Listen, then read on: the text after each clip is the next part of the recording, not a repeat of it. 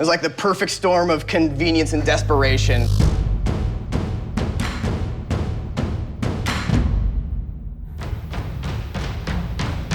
It's time for the NFL draft breakdown. We're talking the AFC East first-round picks.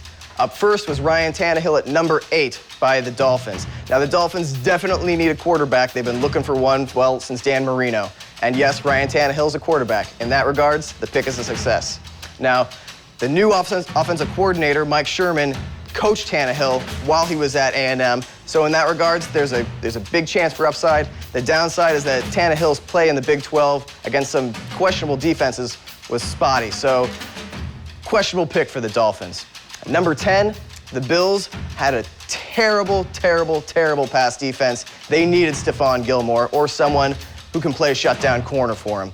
Now, Gilmore had 40 starts in the SEC. That's a great prep for the NFL, and GM Buddy Nix was vocal about wanting Gilmore to start for them, so probably a pretty good pick for the Bills. Next, the Jets selected Quinton Coples at 16.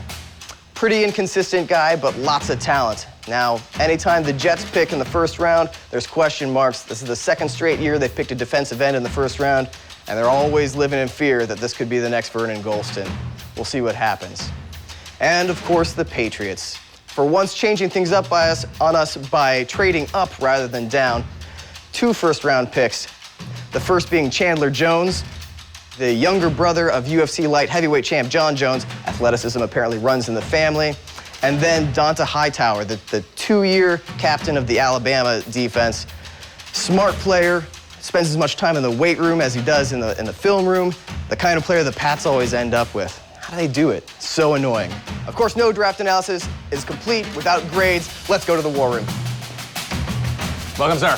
Hey. Dan, tell me what's up. Stephon Gilmore, you mentioned SEC guy, battle-tested. It's not just the pass defense, it's also the open field tackling that he was responsible for in the SEC that made him outstanding. I'm never going to give a Bills draft a full A, A+, but A- for Stephon Gilmore. Go. Quinton Coples, incredibly talented, incredibly inconsistent. He's probably too big to be an outside linebacker in their 3-4. He seems better suited for a 4-3, which they do not run. I got to give it a C.